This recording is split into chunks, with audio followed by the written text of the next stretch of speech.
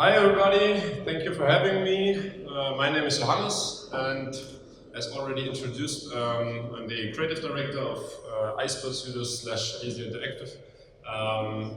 And both companies were working on a game called Subsiege. And today I will be talking about Subsiege versus target audience.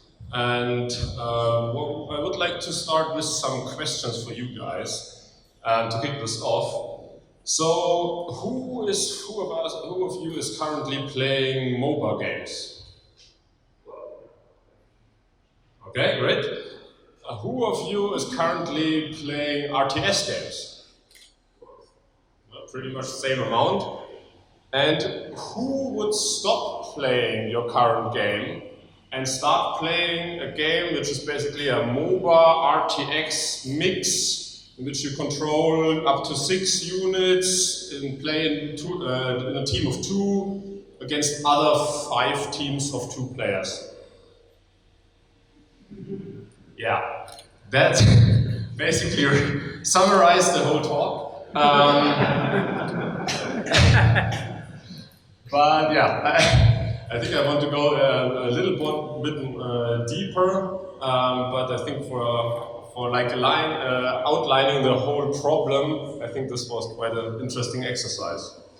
Yeah, let's just start with having a look at the game itself, and starting with a small video. Do we have sound? Yep. Oh, awesome.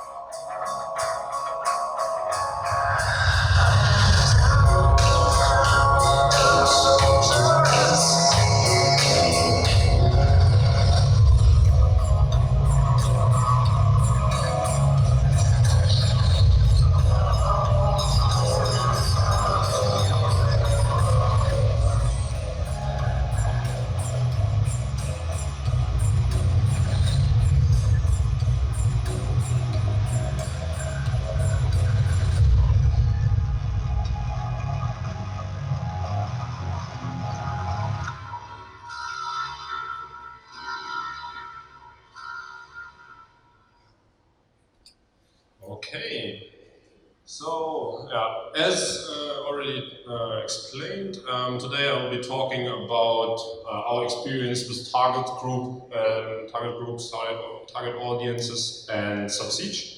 I will be covering like 3 topics: what we tried, what did not work, and what we learned because of that. And I will just dive right into and start explaining a little bit about Subsiege. Because as I already mentioned, it is a mix between a MOBA game and an RTS game. So basically what you will be doing in this game is controlling up to 6 different units, which have unique abilities and so on. And you will be fighting against each other in an arena-like battleground, in which the goal for all players is to be the last team standing. So there are up to 6 teams. Every team has 2 players and they fight against each other, and the last team which still is on the map and survives there wins the game. Yeah, as already mentioned, and which was already pretty clear because of the inquiry we just did, is we launched this to early access 3 months ago, and the launch was not good. And today I will be talking about, and there basically were 2 main reasons for that. I mean, there are always more reasons, but I think the most important reasons was, at one hand, we didn't get enough coverage, so there was like marketing visibility was pretty bad, but maybe also connected to the second reason, which is related to the target audience problem, and which I will be talking about right now. So, of course, at the very beginning of the development of Subsiege, we asked ourselves the question: okay, who will play this game actually? Who is the target audience for our game? And we came up with 3 main player groups. The first one was RTS gamers enjoying an intense multiplayer session. The second one was MOBA gamers looking for a fresh experience.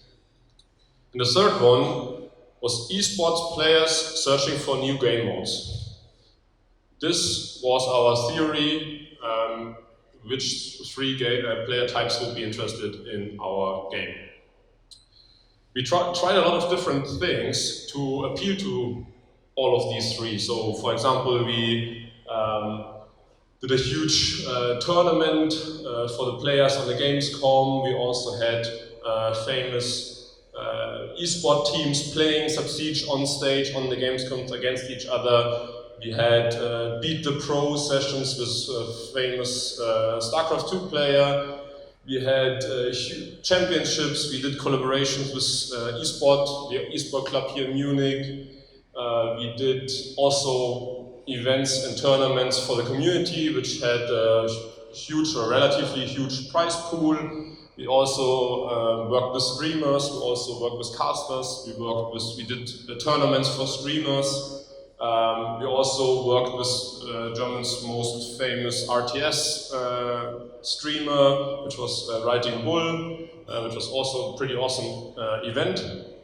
So we did a lot of things, actually, but in the end it didn't work. And we asked ourselves the question, why is this? And I think it all comes down to target audience. The first thing is esports. We try to appeal to esports players, also esports spectators, and also esports streamers.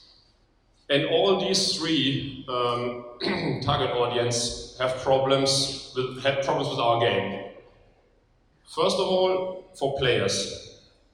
If you are playing like non-professional, professional, or wannabe professional, if you play esports titles like League of Legends, StarCraft 2, Dota, whatever.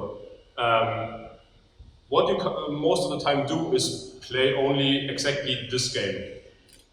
And if I would ask some players if they would love to switch to our game, the answer would always be no, because why would they? I mean, the most important thing for esports players is that they are good. They want to be the best in their field.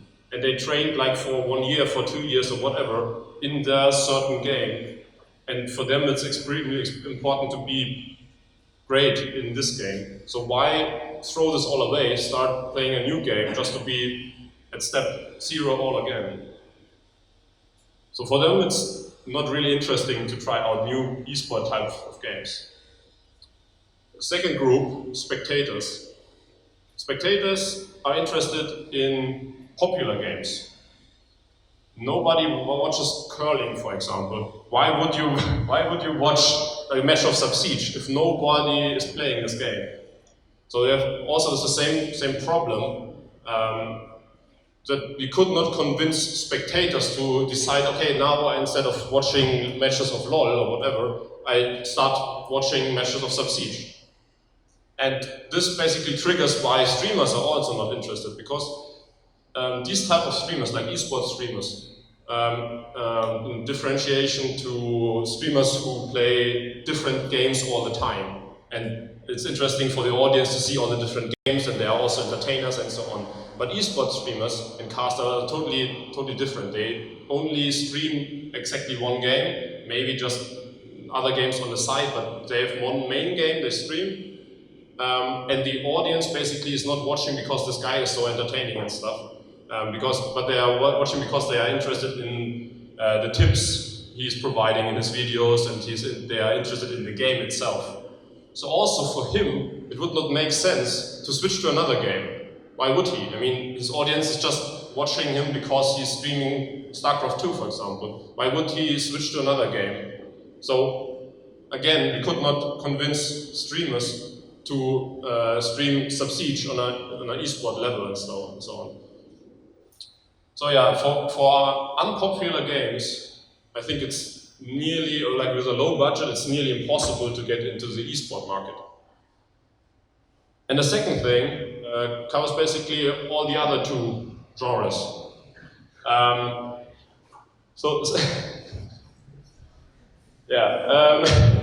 We discovered that like RTS players are totally different from mobile players.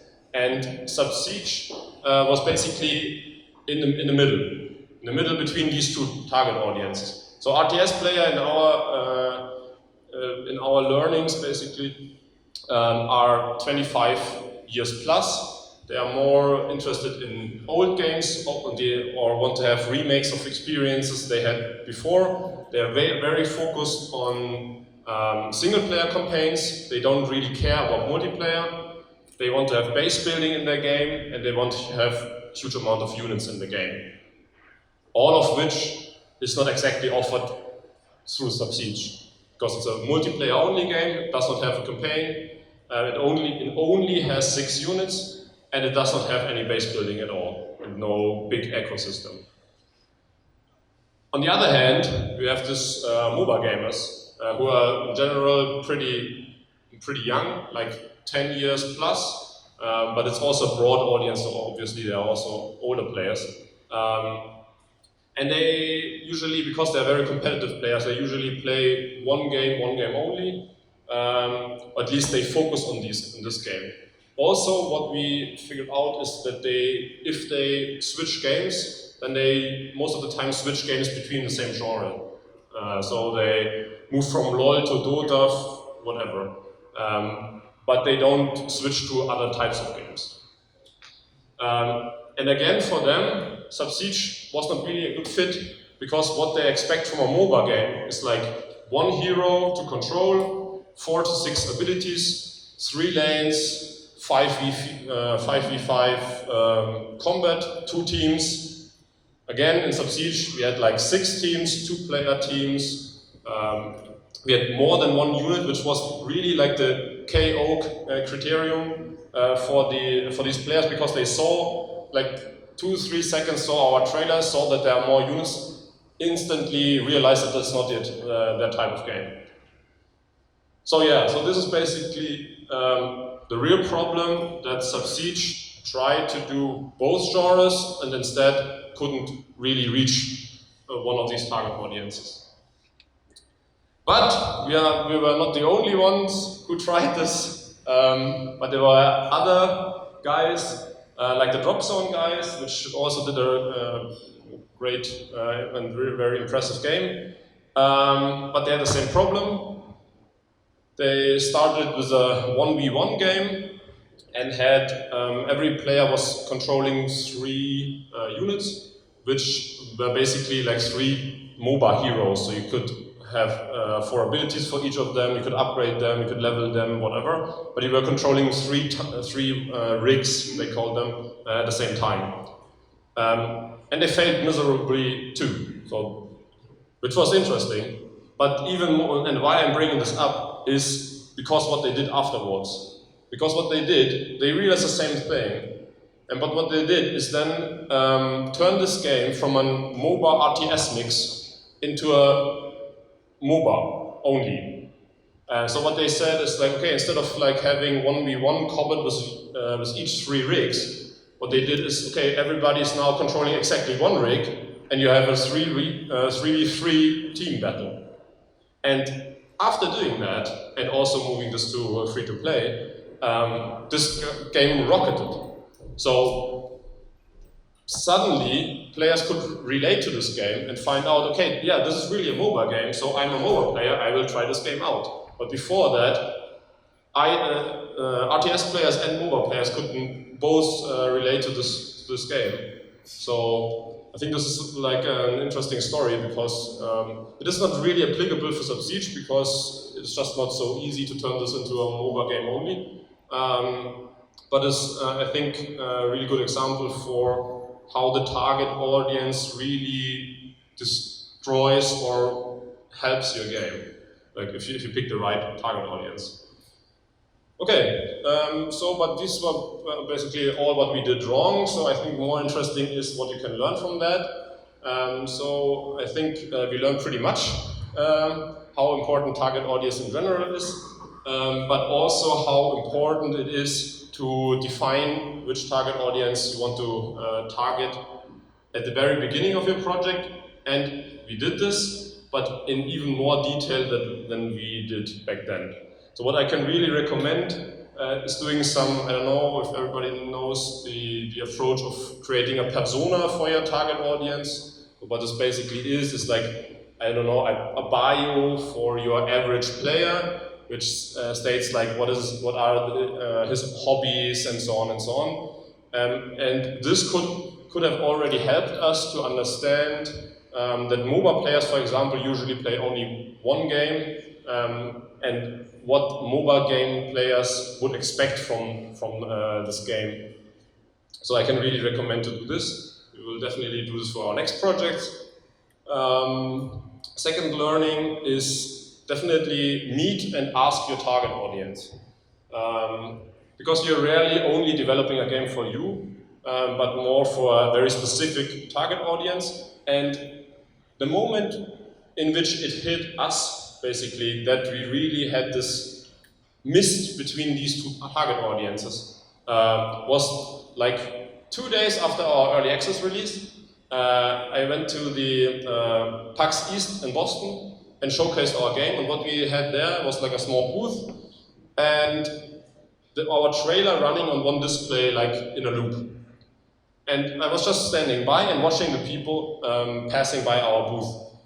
And it was always the same, that nearly everybody walking by had a look at the trailer, and he instantly, like watching this trailer for 3 seconds, he instantly knew, okay, this is a game for me or not. Once they then decided, okay, yeah, this seems like a game for me, they then instantly wanted to play the game, which we offered, and then most of the guys, I explained the game. So I always ask, okay, do you play RTS games? And the answer is always yes. And at the end of their play session, their question was always the same. They were always asking, is there a single player campaign?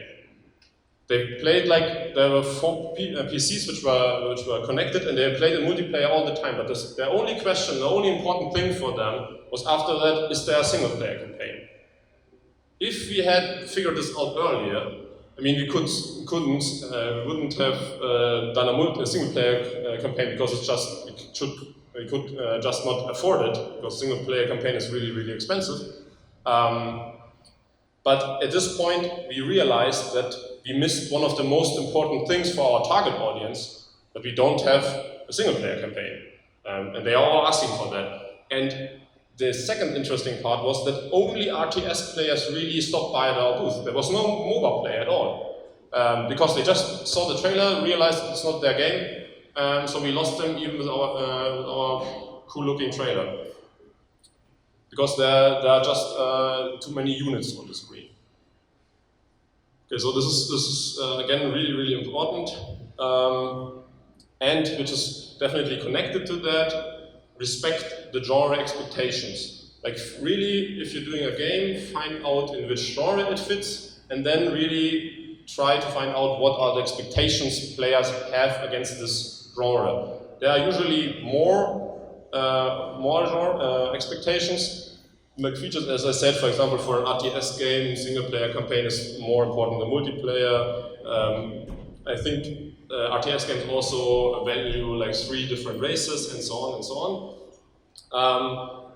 But it is not as obvious as you might think what is really important to the target audience for your genre. So really take your time, maybe interview some guys, talk to or check in the forum or whatever, what is really important. And second thing, if you cannot deliver these minimum features, basically, the minimum expectations, just don't develop this game. Because for Subsiege, we always went the other way around. We said, okay, we want to make an RTS game, we want to make a multiplayer RTS game. No, we want to make an RTS game, but we cannot really afford to do a single player campaign. We cannot afford to do base building and huge ecosystems and so on. So what we did do instead is multiplayer and like a dumped down ecosystem. But that's totally the wrong approach, because yeah, you can do a game like this, but if you're just not respecting the genre expectations, nobody will even consider buying. Our third learning is again connected. I think target audiences are very connected to expectations of genres and players and so on. So fourth learning is also about genre mix.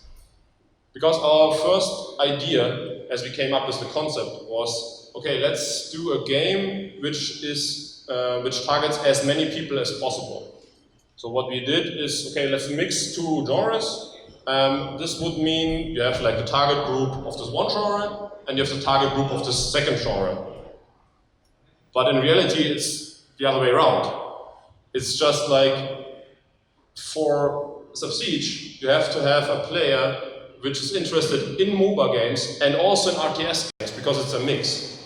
It's not that it adds up, but it's subtracting each other. And in reality, it's actually like this, because also the setting of the game, in this case underwater setting, is drastically reducing the amount of players which are really interested. So this was also a big learning for us. It's not like adding up, but it's more like making it smaller, decreasing the number of really interested players. And the fifth learning for us was, we all, again, in the very beginning of our project, our minds were all about thinking about how can we, I mean, we have a small project, we have a small marketing budget, if not none. How can we still reach a lot of players? And our, I think, initial idea was, let's just build a game for a target group which is as big as possible. So, I mean, it should make sense that you can target as many people as possible if there are a lot of interested people. So we aim for a broad audience. Like in this case, RTS MOBA game audience. Back then, as we started, the MOBA was like booming as hell, so everybody was playing MOBA games, so why not do a game for that? But again, I think for indie developers, it's again the other way around. Because not only you are going for the broad audience, obviously. The broad target groups are basically for big budget productions. Because big budget productions need a huge amount of players so that they can refund their big budget spending in the first place. So that's why in broad audiences and in big target groups, the competition is extremely high, and basically this is like first level. Like you're only competing with LoL, with StarCraft 2, with Dota and so on. They have immense budget in marketing wise, but also for their project and for products. And this also means the players, what they expect is extremely huge, extremely high amount of quality level, which you cannot do with your small budget. So again, I would recommend to try to find a fitting niche for your game, because this is not as challenged by the big players as these broad audiences. And I think it's always better to have like a very clear focused target group, which you can easily identify and find out what they really need. Again, also a broad audience does not only contain one type of players or one type of target group. It's so broad, it contains different age level and so on. So it's really hard to satisfy all the different target groups and all the different expectations in a broad audience. Yeah, and my last learning, our last learning was, always ask yourself the question why a player should switch to your game. I mean, this is obviously totally connected to your USP, what makes your game special, but also to a trend in changing markets for the last few years. Because like 5 or 6 years ago, if you would have asked a player why he would switch to your game, the answer would most of the times would have been, okay, because I was done playing my old game, I browsed through all the content, and now I want a new game in the same setting, in the same genre, whatever. But these times for most of the games are over, because most of the games now have a work as game as a service. So what you do as a player, you stick with your game for very, very long times, over years, and you focus all your playtime in this one game, maybe in 2 or 3, whatever, but in a small amount, and you're never really done with your game. This is obviously true for free-to-play games. This is obviously true for MOBAs, also World of Warcraft, some games like this. Also all the games which now start to really focus on heavy multiplayer. So most of the games really try to engage you as long as possible and then always deliver new DLCs and add-ons and new features and so on, so that you really keep on playing their game all the time.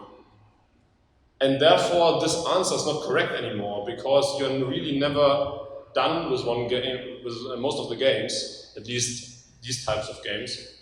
And you have to have a different answer, a different response, or different hook to really pull the games, pull the players from one game to another. So always ask yourself, why would you switch, stop playing your game and would start playing a MOBA RTS mix, which is up to 6 players, and so on and so on. So this is always the question you should ask yourself with your product. What is really unique and why should players switch? Okay. So thank you for your attention. I hope there are some learnings. Otherwise, I hope it was at least interesting to listen to our failures, which is always a nice thing. Yeah, if you are interested in more information and the stories or whatever, just talk to me after the second presentation. I'm happy to answer all your questions.